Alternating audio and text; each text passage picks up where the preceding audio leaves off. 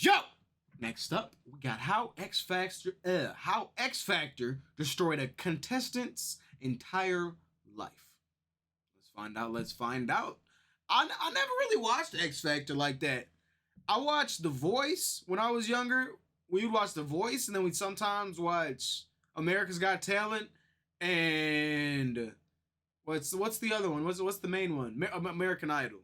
We never really watched X Factor like that. I never really watched X Factor like that. So when Zoe Alexander received 4 no's from the X Factor judges, her entire life fell apart over a 10-year period, and the whole thing was documented on camera from 100 different angles. It all began with this email right here, in which Zoe first reached out to the X Factor requesting to appear on the show, explaining that she was a 22-year-old Pink impersonator but wanted to audition as herself. After being accepted as a contestant, Zoe was asked to send through 5 songs she wanted to sing, yet the X Factor then specifically demanded that Zoe audition as Pink. They wanted me to sing a Pink song. He basically said that if I didn't, I wouldn't be going on the show. So I agreed. After agreeing to okay, so you just signed up. You signed to get used for content. Do so. Zoe was invited in for an interview where they continued to ask her about Pink. All he wanted to talk about was Pink. Have you seen Pink live? Do you know Pink's real name? Do you think you're like Pink in real life? With Zoe adding that they had no interest in her personally, showing that the X Factor had an ulterior motive to create a story out of her being Pink. Before heading out on stage, one of the X Factor producers then encouraged Zoe to give an overly emotional performance. And he said, make sure you use all of the stage. If the judges say no, beg them, cry, get down on your knees and beg. So when she'd appear in front of the judges just a few minutes later, they would all say no, and then she would beg, and then still they no, and then they got a good content moment.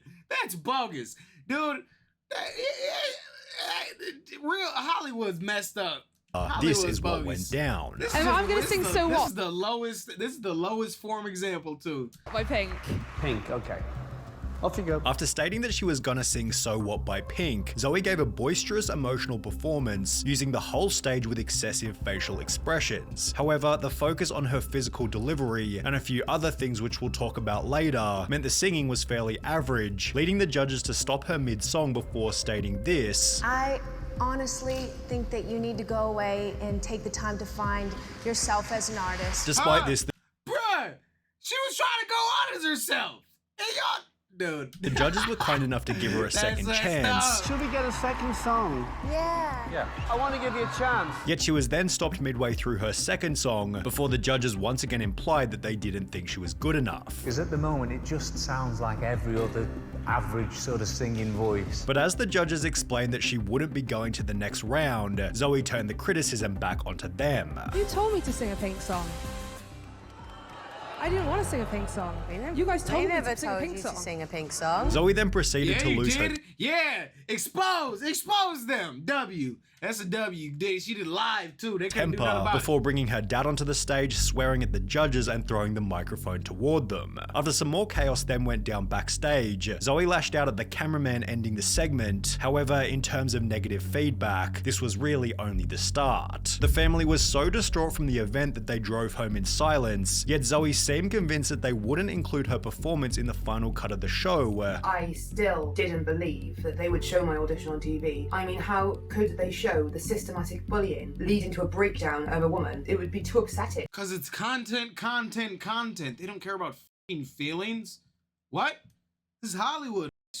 This is Hollywood. Until about an hour after arriving home, when a Daily Mail reporter who was at the audition called the family to get a statement for an article and to tell Zoe that she was definitely going to appear on television. They will edit it in any way they can to show it on TV because it is TV gold. With this information, Zoe's mental health began to decline rapidly. I couldn't sleep. I just stayed up every night. I can't stress to you enough what an emotional wreck I was. I didn't trust anyone and I just kept breaking down, crying. Made even worse by the countless articles talking about the situation before the episode had even gone live. Then, after 6 weeks of fear, Zoe's phone began to ring. I got a phone call from the X Factor informing me that they were going to air my audition. I was honestly so terrified. I just said no and put the phone down. Within hours of the episode going live, the performance was being called the most shocking audition ever, while other publications such as The Mirror called her X Factor's most shocking contestant ever. Wow. As a result of this, Zoe stated, "I was was recognized everywhere I went, laughed at, pointed at, threatened. Both myself and my dad have been threatened with violence to the point that my dad had to physically defend us. Who cares to threaten someone on a TV show with violence over their audition, bro? People are so weird. I'd go to the so gym weird, and people man. would watch the video on their phones in front of me and then whisper and laugh. Despite this, Judge Tulsi Konstastavlos refused to change her attitude on the situation, stating there is always going to be the odd person who throws a massive hissy fit. Thousands of people over the years have auditioned, and this one person couldn't control their temper and threw a fit. But I don't think that's a reason for everyone to go, you've got to think about their emotions. That was one person. Those are her issues, and she chose to bring those issues to the stage. Given she now had no other option, Zoe began to defend herself by stating that the show deliberately tried to make me out to be this girl with a bad attitude, before she theorized that the X Factor deliberately encouraging her to sing a Pink song was part of a plan to increase ratings through televising a poor performance, which would explain why the producers encouraged her to be emotional in the minutes before the audition. Zoe Alexander was set up for a fall, and yes, she couldn't sing, but that isn't the issue under discussion. Setting people up to mockery by deliberately enhancing their self-image beyond their talents is cruelty bordering on human rights infringement. Zoe's volatile nature would have been spotted in one of the earlier auditions, and then stoked up so she would outburst on TV, and thereby encourage a flagging audience to tune in with the expectation of future Jerry Springer moments. Shameful, just shameful, yet others were a little less compassionate. Look, she may This man, Sonny V2, was going through a forum page from a decade ago. Over a decade ago. This is real research.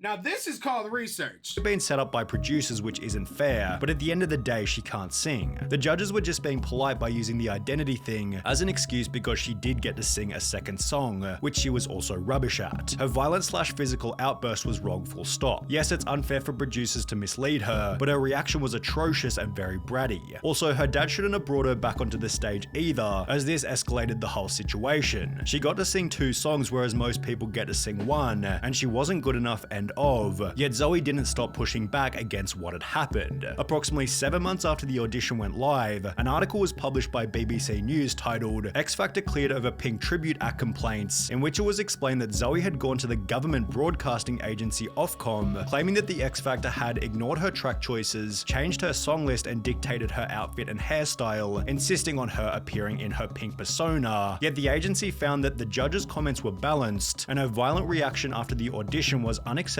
by any standards, whatever her perceived grievance. Yeah, fair enough, fair enough. She could have just exposed them and then not freaked out, but the freak out, I guess.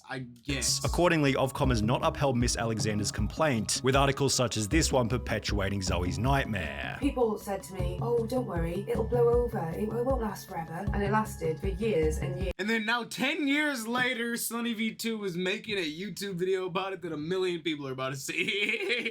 Things became even worse when Zoe's performance racked up almost 100 million views in compilations such as these two. However, with comments such as I don't trust any of these after hearing Zoe Alexander's story, it seemed there was more that was yet to be discussed. On the 20th of July 2020, Zoe uploaded her own video titled Zoe Alexander X Factor The Truth, in which she now revealed that the performance itself had been edited and even CGI'd to make the X Factor look good and Zoe look bad. What? She stated the judges actually began the audition by essentially insulting her. And he moved on to tell me that I was very overconfident, which wasn't shown on TV. And after she started singing, the audience went crazy by cheering. However, in the final cut of the show, this had been reversed, so the audience was instead cheering while the judges gave their opinions. In the broadcast footage, the audience reaction has been completely changed. The audience could be heard clapping and cheering her words, as if she was voicing the opinion of the entire audience. In fact, the audience at that moment sat in silence. As a person who was in the audience, we were told to keep quiet when the judges say anything, so yeah, you're definitely telling the truth. Zoe went on to explain that the music they played was also different to what she'd sent through.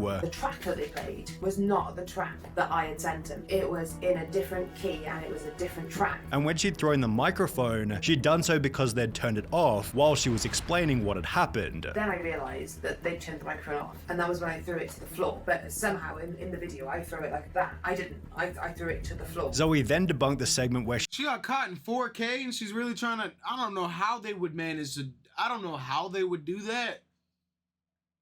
I don't know how they would do that. This is like over 10 years. This was like, what, 2011?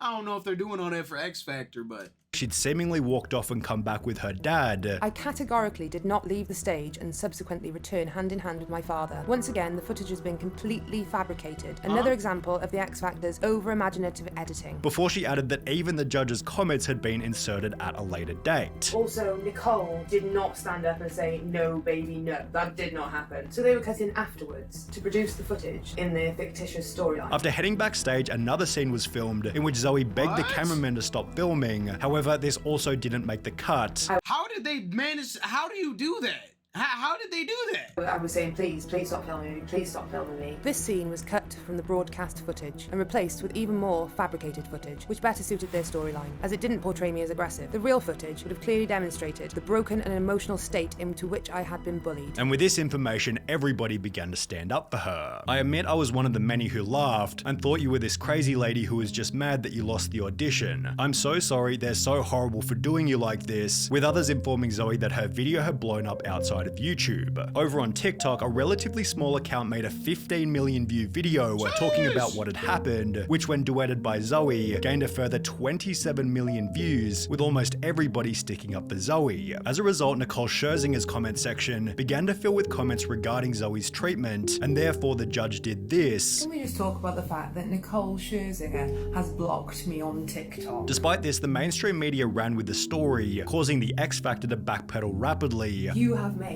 the X Factor turn off their Instagram comments. You have made W. That's called the W. That's a W where I come from. the They X shut Factor down the turn off their comments. YouTube comments.